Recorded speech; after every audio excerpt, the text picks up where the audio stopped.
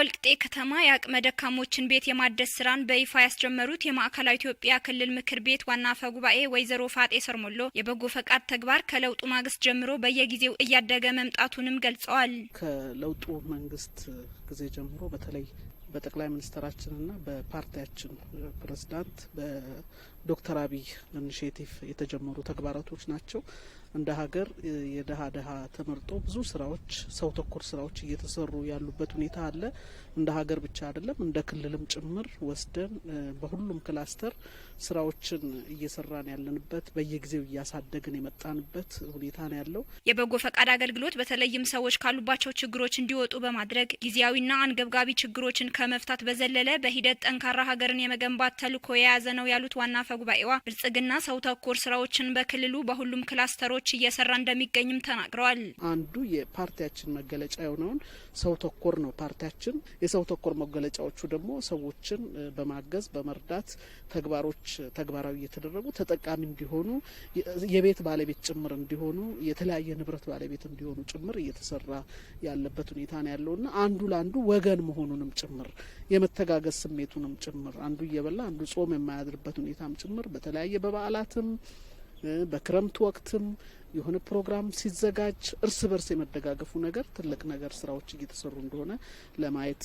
የሞከርንበት ሁኔታ ነው ያለው። ይሄ በወልቂጤ ክላስተር ብቻ አይደለም፣ በሁሉም ክላስተር ስራዎች እየተሰሩ ያሉበት ሁኔታ ነው ያለው። በዚህ ሂደት የወጣቱ ትውልድ ሚና ከፍተኛ መሆኑን የጠቆሙት ወይዘሮ ፋጤ የአቅመ ደካሞችን ቤት ማደስን ጨምሮ ሌሎች የበጎ ፈቃድ አገልግሎቶችን ተጠናክረው እንዲቀጥሉም ገልጸዋል። በተለይ ክረምት ላይ ፎከስ አድርጎ ወጣቶች የሚተገብሩት ተግባር ነው።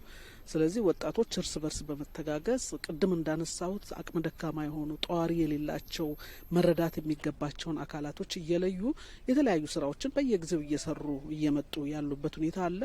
አንዱ ወጣቶች ይህንንም ስራ ጭምር ያከናውናሉ። የቤት የማደስ አረጋውያን ቤት የመጠገን ጧሪ የሌላቸውን የመርዳት የተቸገሩትን ዞሮ የማየት የማስተባበር ስራዎችንም ጭምር የሚሰሩበት ሁኔታ ነው ያለው። ይሄ ራሱን ችሎ ተቋም ስላለው በተቋሙ በኩል እየተመራ በየጊዜው የወጣቶች በጎ ተግባር እየተባለ በየጊዜው እየተገመገመ በንቅናቄ እየተመራ ያለበት ሁኔታ ነው ያለው። ማህበራዊ ፋይዳውን ስናይ በጣም የላቀ ነው። የበለጠ የሚያቀራርብ ማህበራዊ ችግር የሚፈታ ሰው እርስ በርሱ ደራሽ እንደሆነም ጭምር የሚያሳይበት ሁኔታ ነው ያለውና አጠቃላይ እንደ ማዕከላዊ ኢትዮጵያን ብቻ ሳይሆን እንደ ኢትዮጵያን በምናይበት ጊዜ የኢትዮጵያ ሕዝብ እርስ በርሱ ምን ያህል ደራሽ እንደሆነም ጭምር ምን ያህል እርስ በርስ እንደሚተጋገዝም ጭምር ምን ያህል ማህበራዊ ችግሩን አንዱ ለሌላው ጠጋ ብሎ መቅረፍ የሚችል ማገዝ የሚችል እንደሆነም ጭምር ትስስሩንም ጭምር የበለጠ የምናሳይበትና እያሳየን ያለንበት ሁኔታ ነው ያለው የሚለውን ነገር ለማንሳት ነው። በክልሉ በሚከናወነው የበጎ ፈቃድ አገልግሎትን የጽዱ ኢትዮጵያ አካል የሆነውን የከተሞችና የአካባቢ ጽዳት ስራ ተግባራዊ እንደሚደረግም አመላክተዋል። በማስጀመሪያ መርሃ ግብሩ ላይ በምክትል ርዕሰ መስተዳድር ማዕረግ የመሰረተ ልማት ክላስተር አስተባባሪና የክልሉ ትራንስፖርትና መንገድ ልማት ቢሮ ኃላፊ ዶክተር መሐመድ ኑርዬ የወልቂጤ ከተማ ከንቲባ አቶ ሙራድ ከድርን ጨምሮ ሌሎችንም ከፍተኛ የስራ ኃላፊዎች በተገኙበት የአቅመ ደካሞችን ቤት የማደስ ስራ በይፋ ተጀምሯል።